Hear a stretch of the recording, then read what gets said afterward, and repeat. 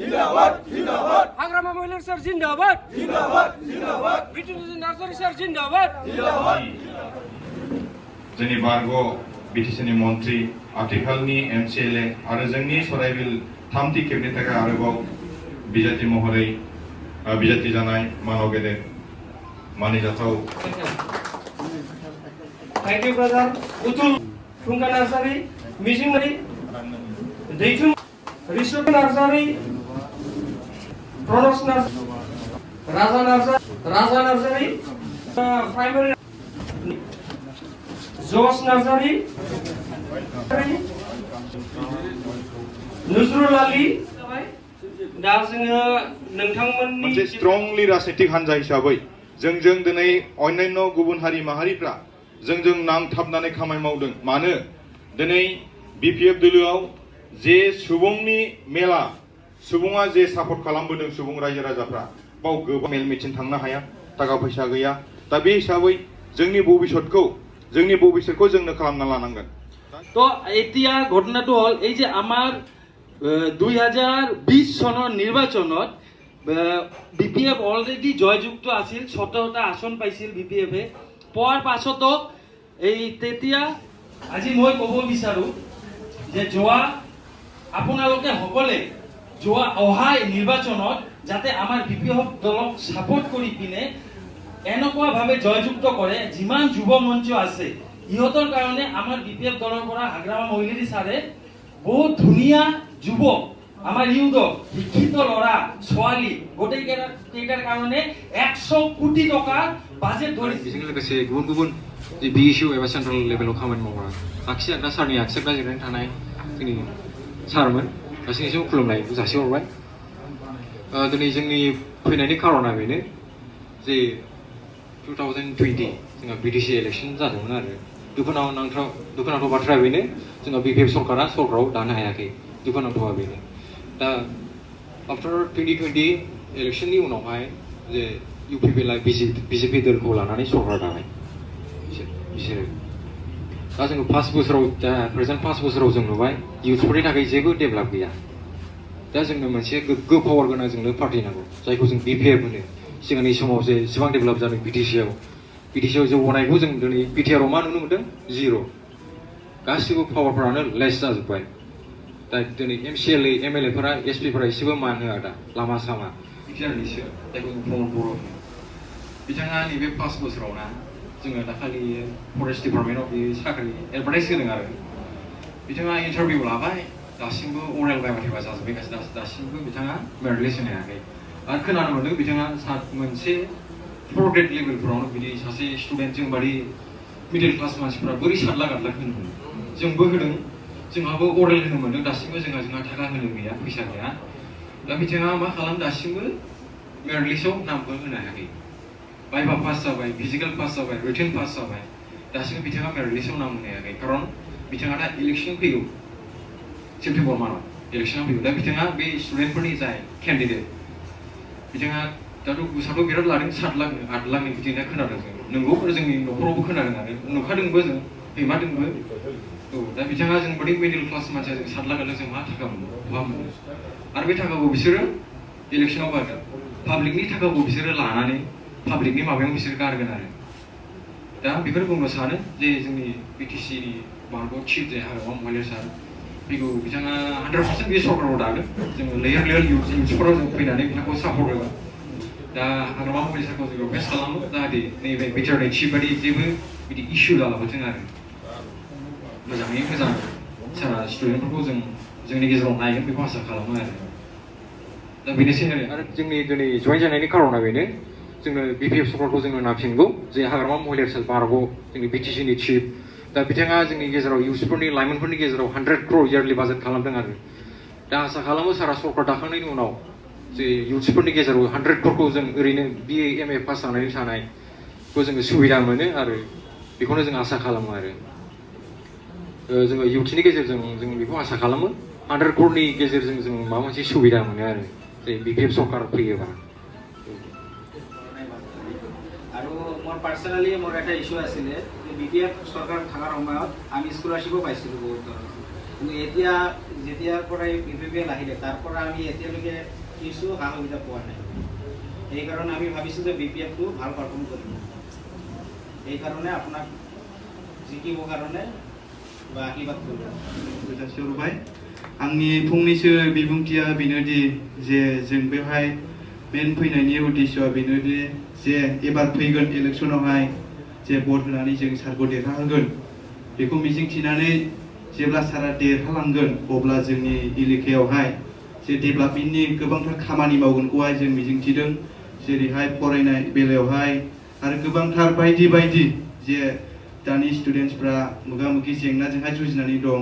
बेखौहाय सुस्रांगोन होननानैहाय जों बेखौनो मिजिंथिनानैहाय दिनै सारनिसिम फैदों। आंनि फंनैसो बिबुंथिखौ बेयावनो बुंनानै फोजोबबाय। पलिटिकेलनि अनगायैबो आरो मस्टलि एडुकेटेड पार्सन आं दा हमनो हाबाय बिथांनि रायलायनाय बिथांनि बुंनायाव। थ' गतिके जोंहा बेबायदि गोरों रोंखानाय व्यक्तिखौ नांगौ जानानै दङ आरो जोंनि BPF दलाव बेफोरबायदि व्यक्तिफोरा जोंहा बिराद गोग्गानाय मोनो नांगौ आरो दा आं ओंखायनो लुबैदों नोंसोर आलोग आलोग जानो नाङा आलादा आलादा जानो नाङा जयैनो बिथांनि आखाइनिफ्राय नोंथांमोना मावनो नाजानांगोन आरो बिथां रिंसारखौबो आं बुंगोन नोंथांमोना फुरा हाबखादो एबारनिफ्राय। बयनिसिमबो गोजोननायखौ बावहरग्रोबाय। दिनैनि बे लाइमोनफोरनि जिथु बरायनाय हाबाफारि बे हाबाफारि कमिटिनि गाहाय नेहाथारि चक्रसिं बरगयारी फंबाय लोगोसे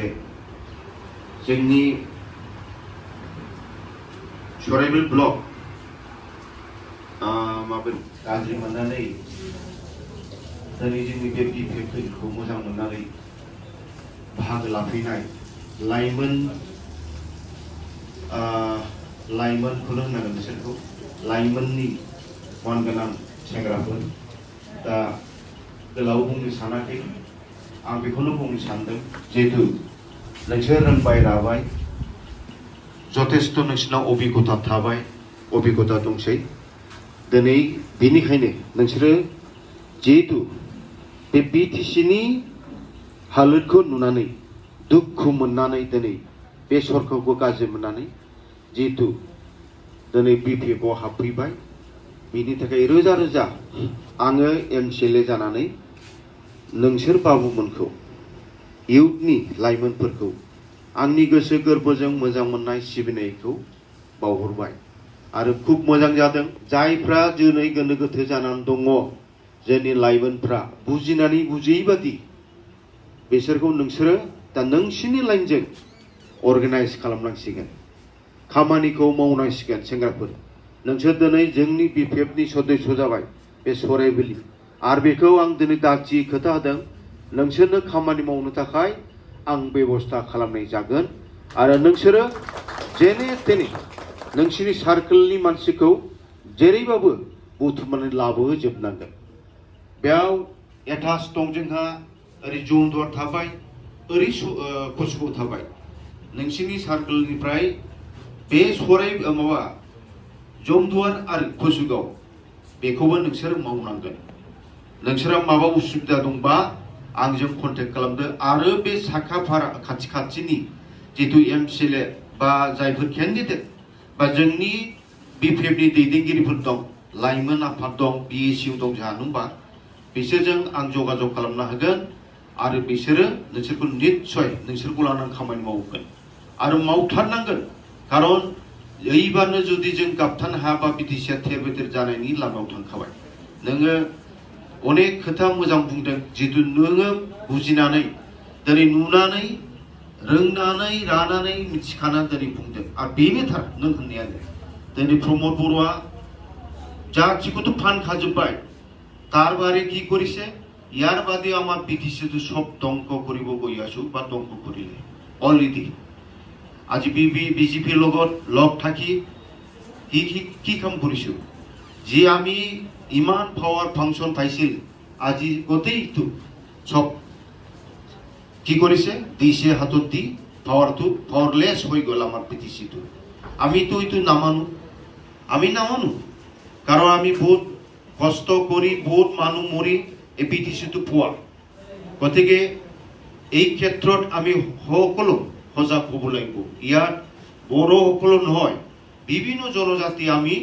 একগোট হৈ এইটো আমি সজাগ হৈ যেনে তেনে বিটিচিটো বাচিবলৈ কি কয় বাচাব লাগিব এইবাৰ নহ'লে আজিৰ দিনত যিটো হেমন্ত এতিয়া আৰম্ভ কৰিছোঁ বিটিচি অঞ্চলত ডাঙৰ মিটিং কৰি কি লেকচাৰ দি আছে হা বিটিচি টকল কৰাৰ কাৰণে এই যে আজি তেওঁলোকে কি কৈছে আমাৰ যিটো যি পাৱাৰ এণ্ড ফাংচন দিছিলে এইবিলাক সব ঘূৰাই অনাৰ কাৰণে চৰকাৰ আহিলে তেওঁলোকে সব লৈ যাব বিজেপি सरकार हुआ लगे लगे लांजोबफिनगोन बिसोरो होमबा जों मा जाबावगोन सेंग्राफोर बे आरोखि दा दिनै नोंसोर बादि जाखांफुनाय सेंग्रा सिख्लाफ्रा दिनै गाबथानांगौ आरो माखासे जोंनि बे पलिटिकेलिस्टनि माखासे मानसिफोरनि बे गेन्दा आखल आखुआव बा लबियाव जोङो थांनो नाङा दिनै इउ पिपिएलखौ जों रायनांगोन आरो जों बुंनांगोन जिथु बिसोरो बुङो बिराद गोदै गोदै खोथा दिनै एबसु हिसाबै नोंसोरबो गासिबो एबसु गथ'फोर मा खालामखो एबसुनि दायथ'आ बिदि नङामोन एबसुआ जाबाय मोनसे लेंगेलाव थानानै दिनै बर' जाथिखौ दैदेनलांनांगौमोन दिनै बिसोरो इउ पिपिएलआव हाबजोबनानै इउ पिपिएलआनो दिनै सरकार इउ पिपिएलआव सरकार खुंगासिनो दं बे एबसुआसो नङा होमबा दिनै इउनिट एबसु बादिबो थानानै मा मावदों बिसोरलाय जैदिनिया सोरनि होयो इउ पिपिएलनि केम्पिं खालामो बबाव जाथि रैखा खालामनो बबाव बड'लेण्ड बिनो गावबा गावनि राजनितिनि मुलाम्फानि थाखाय दिनै बिसोरो नंखाय बायखाय स्किम अरुणोदय सेल्फ हेल्पखौ लानानै जोंनि गामि गामि हिन्जाव माहारिफोर आइजोफोरनि न'खर न'आव थांनानै भुङा सार्टिफिकेट डुप्लिकेट अरुणोदय फर्म साफायनानै डुप्लिकेट फर्म साफाय मा खालामखो मा होनो बेखौ डकुमेन्ट्स खालाम डकुमेन्ट्सखौ कालेक्सन खालाम मा खालामदों 500 300 400 उल्था फैसा लाबोयो नङा होमबा रानगासिनो दं एकदम घरे घरे आरो बिराद माबा माबि होगोन होननानै गोदावसोराव दा गैला सरकारा दाख्लि 31 जुलाइ खालि एसेम्बलि लास्ट गैथारला ओरैनो बिसिनि खुगा मथे दङ दा 15 आगस्ट नि उनाव डिक्लेयार जासिगोन कड अफ कन्डाक्टआ बेनि उनावथ' आरो जेबो होनो हाला सेंग्राफोर नोंसोरबो मिथिखायो दा ओंखायनो बेबादि इउ पिपिएलनि लबियाव थांना इउ पिपिएलआव जाय थांदोंमोन बिराद आसा खालामनानै गाला गाथा आन्दायनानै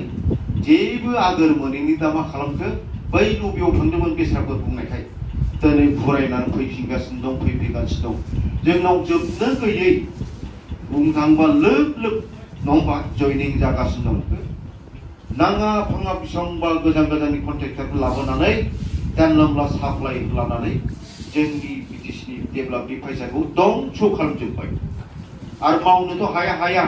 कन्ट्रेक्टरफोरनो फैसाखौनो होआ दिनै आं खोनानायाव 400 कौटि रिसेन्टलि स्टेटआ लांफिनबाय बे बेसेबां अननाय थांनाय बोसोराव 300 कौटि लांदों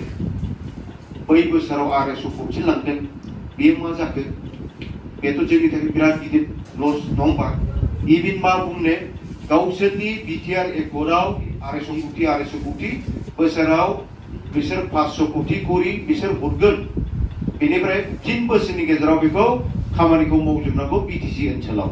बबाव मा डेभेलप खालामनांगौ बेखौ डिपिआर खालामना हरनांगौ डिपिआर माने डिटेल प्रजेक्ट रिपर्ट रायजोफोर माबा सेंग्राफोर दा बेखिनिखौ बिसोरो बे 3 बोसोराव हरनो हायाखिसै डिपिआरखौनो बे 1500 कौटिया लेप्स थांबाय गैला बेनो बिराद गिदिर सुइजारलेण्डनि सिमां नुनाय रायजो राजाखौ बिराद गिदिर खोथा होनानै दिनै मा खालामखो बे लांदां फान्दां बे जाबाय सबसे जोंनि बर'फोरनि गेजेराव आदुवासिन सबसे केपासिटि गैसिनै प्रमद बर'आ बे लिडार बियो जुदि इसिबां गोदै बुंनानै इसिबां गिदिर खोथा होनानै जुदि मावनो हादोंब्ला बेखौ बयबो मानिगौमोन नङा होमबा येस लिडार बियो सासे जोंनि नाथाय दिनै मा खालामखो बे जिर' नों होननायानो आरो जिर'थार बेनो जेबो गैया बबे जायगायाव मा मावखो बेलाय मा बबाव सान्थि बबाव उन्नति बेलाय बुलायनायाथ' गावसोरसो बुलायो बयबो जोंनि बिटिसिनि रायजो राजा आरो जों बिसोरखौ लानानै जोंनि जायगायाव जों डेभेलप खामानि मावलांगोन होननानै दा बेनो रायजोफोर बा सेंग्राफोर नोंसोरो नोंसिनि लाइनाव खामानि मावनो थाखाय आं दहाय होननाया इसिबां मानि इयुथ लाइमोनफोर नोंसोर बुथुमजोबनांगौ आरो नोंसोर हायाबा जोंहा इयुथ दंखायो जों इयुथखौबो बाहायदेरगोन खिन्थु नोंसोर छात्र हिसाबै इयुथआथ' जोंनावबो दंब्रा हाजार हाजार गैया होमबा बिपिएफआव दङ जोङो ओरैनोसो न'आव दोननानै दोनदों जेबो गन्दगल गैया बास होननानै हिसाब गैयै दं जोंनाव इयुथआ नङा होमबा नोंसोरथ' मिथिखायो दा नोंसोरनि लाइमोन फरायफुनाय सेंग्राफोरखौ जोङो दा खावलायबाय आङो सेंग्रा सिख्लाफोरखौबो ला खारन बिसोरबो माबा दङ एखे आजखालथ' 50-50 जा सेंग्राफोर बिसोरबो बिसिडिसिआव 6 जन मोनगोन एबार जों 6 जन बिसोर 6 जन हिनजावफ्राबो दा जोंना पार्टियाव डिसिसन लाखाबाय बेखौ समान अधिकार जोङो बयबो खामानि मावलायगोन आरो डेभेलप नांगौ जोंनो बिटिसिखौ आरो बयबो शान्ति रोखोमै थानो मोननांगौ दै बेखिनिखौ बुंबाय आरो जों दङ नोंसोरबो जोंजों था इलेक्सना 1.5 मासनि गेजेराव जानो फैगासिनो दं जेरैखिया जों बे मोनबा समस्तिखौ देरहाजोबगोन आरो दिनै जोङो जान प्रान बिपिएफआ खामानि मावगासिनो दं आरो लैहोर गुबुन जिथु बिजेपि आइ कंग्रेस इउपिपिएल बिसोरनिफ्राय दोलो फैनानै जोंनाव जगदान लाफैगासिनो दं सान हर गाबोन समफोर जों थांलायगोन ओरैहाय दिनै बदिया माबायाव दं बरबादाव नामामलाय औ 1:30 बेवहायबो जइन जागोन बिदिनो नोंसोर बादि लाइमोनफोर बिराद बुरजा दं बिसोर फैगोन बे आरोखि मथ'ते ओइबार इउपिपिएलआ 0 जागोन सेंग्राफोर इउपिपिएलआ 0 जागोन जानाङा होमब्ला थिग थादो जगाजगआव थालायबाय थानोसै आरो नोंसोरखौ आं खामानियावनो मावनो थाखाय बेबस्थाखौ खालामनाय जाखासिगोन इयुथनि जिहेतु जोंहा आफादगिरिफोर दंलायो बिथांमोनजोंनो सनजाबनानै नोंसोरखौ आङो मोजां रोखोम खामानि मावनो थाखाय दायित्व होनाय जासिगोन दा बयबो थिग थादो जोबथारनायाव दिनै जोंनि बे बिपिएफ दोलो हान्जायाव एकदम गोसो गुदुं जिउयै माहामै बिपिएफखौ देरहाहोनो आरो बिपिएफनि दारै जौगाथाय बिटिसिआव लाबोनो होननानै सिन्था खालामनानै जइन जाफैनाय आंनि फंबाय अनजालुफोर बेखिनिखौ बुंनानै आं बावनो फोजोबबाय गोजोन्थों BPF हाग्रा महिलारि जिन्दाबाद हाग्रा महिलारि सार जिन्दाबाद मृत्युंजय नार्जारी सार जिन्दाबाद मृत्युंजय नार्जारी सार जिन्दाबाद जय BPF नि जय BPF नि थैंक यू